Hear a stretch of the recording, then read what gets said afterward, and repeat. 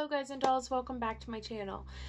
So today I wanted to talk to you a little bit about some paranormal phenomenon, about people getting messages from their loved ones after they've passed.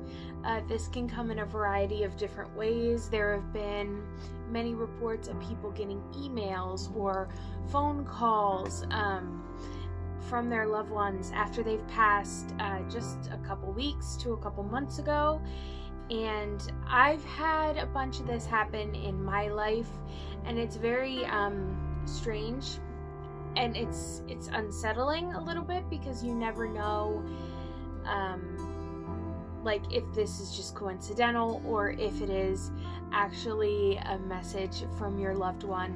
People know, or if you don't know, I did lose my grandfather earlier this month.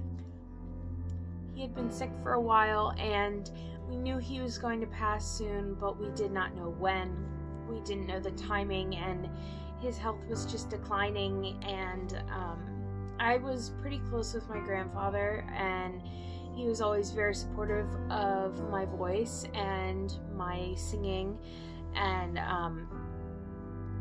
it was very, very hard on me. I took it very, very difficult.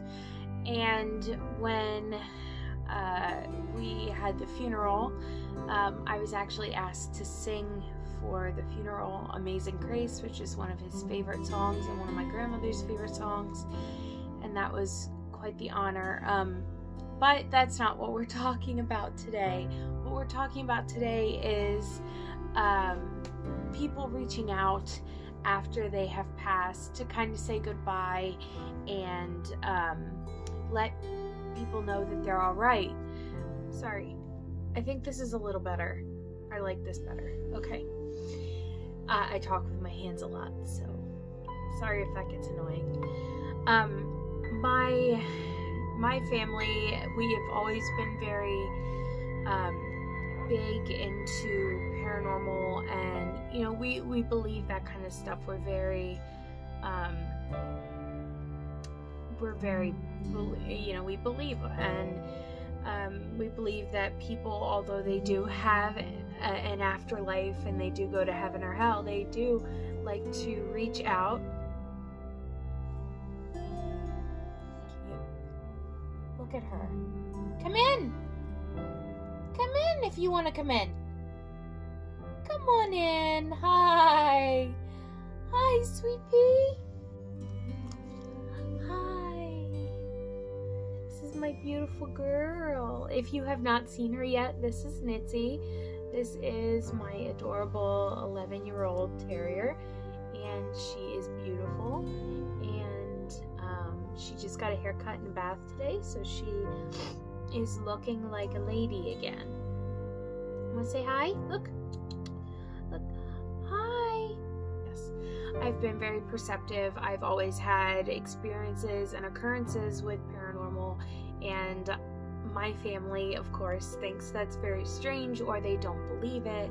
My brother gets this as well, but not as much as me. But today I want to talk a little bit about my experience after my grandfather passed.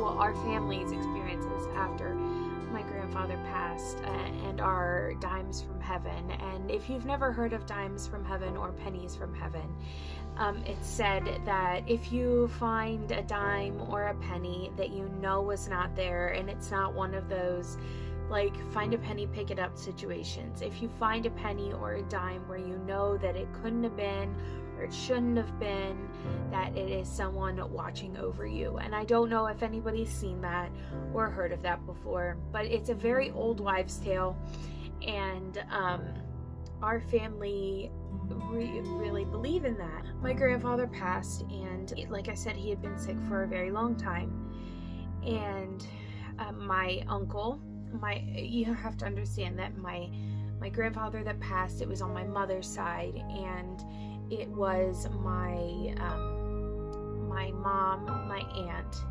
Chrissy, my uncle Dickie, my uncle Joey, and then my aunt Peg. and they are all his children.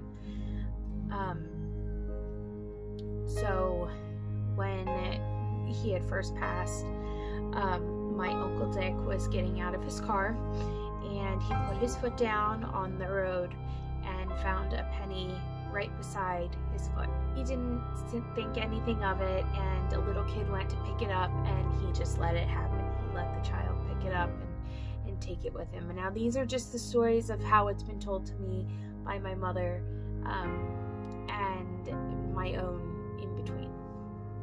So once that was given to the small child, my uncle went in and did what he had to do, and then came home, and on his bedside table there was another penny sitting heads up on his side table. Then he was driving one day, and the skies parted just a little bit, him right in the face as he was driving, and he said, "Okay, Dad, I get it. I hear you. I understand. Thank you. I appreciate it." The second occurrence is my Uncle Dickie's daughter, the one that I had just talked to you about. His daughter came home from school one day and found a dime sitting heads up beside her bed, and she again remembered the old wives' tale and kept it, and now it is in her memories bin, or wherever she decides to keep it. I wasn't told, but I did hear that she did keep it. At the funeral, again, this could be a coincidence, we were all sitting there, all of the very immediate family. It was before anyone else had gotten in, and my grandfather had a defibrillator in his heart, and it helped his heart beat. And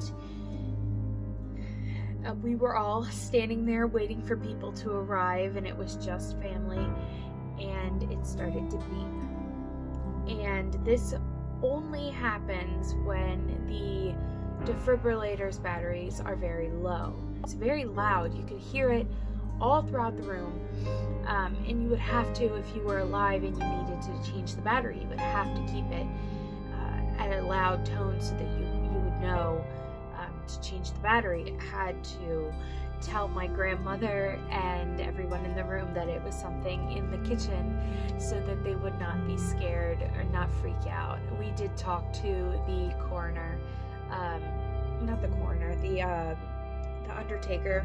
He was there with us. He said this was very common, and that happens all the time, and they have a drawer when people are cremated that they have the defibrillators, and once the person is cremated, the family doesn't pick up the heart piece, and so they just go off randomly when the battery is dying. But it was very funny that it happened while it was just us in the room.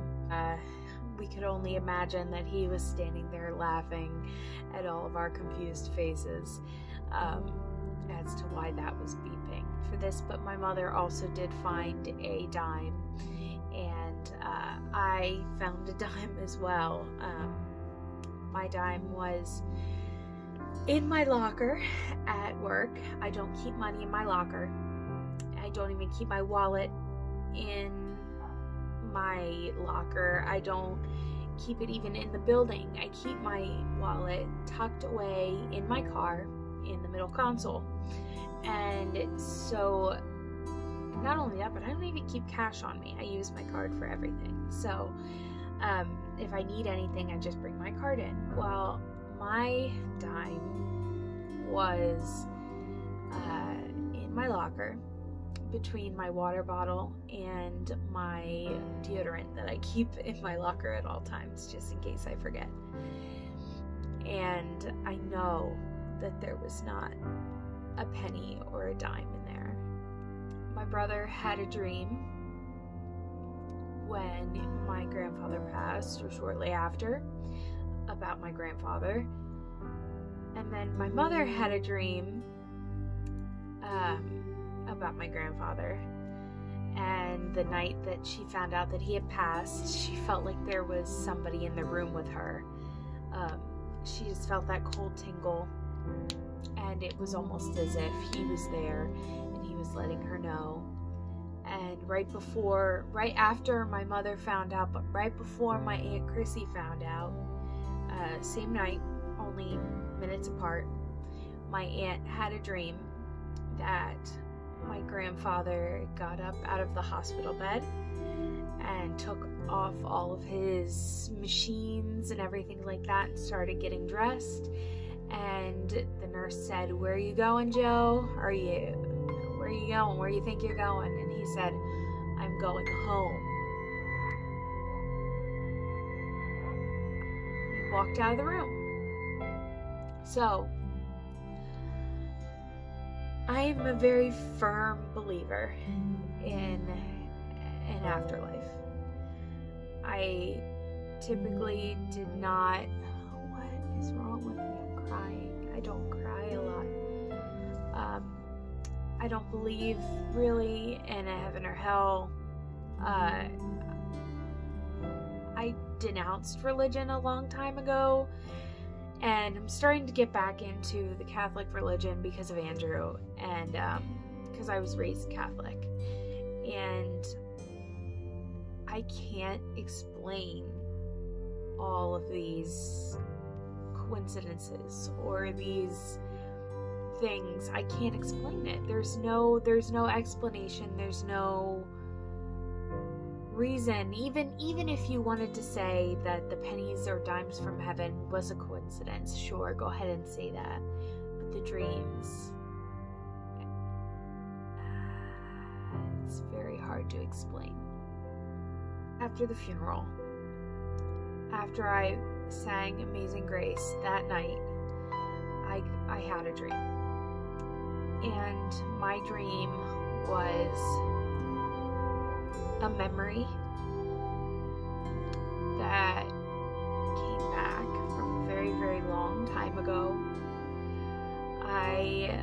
They had a Swedish festival upstate where my grandparents lived, and I had done a talent show or something along those lines, and I was sitting with my grandfather, and I was very young, and he congratulated me, and he said, "You sounded so beautiful," and he said, "Thank you so much, you sounded amazing, and I really appreciate you singing that." And I woke up and I just cried, and I cried, and I cried, and I didn't get to say goodbye to my grandfather. There was always something more important. And I'd lived in Colorado for a long time, and I missed out on time with my family. I could have had that time with him, but I was selfish. And I am so happy that I got this opportunity to kind of say goodbye to my grandfather through this dream. And, sorry guys.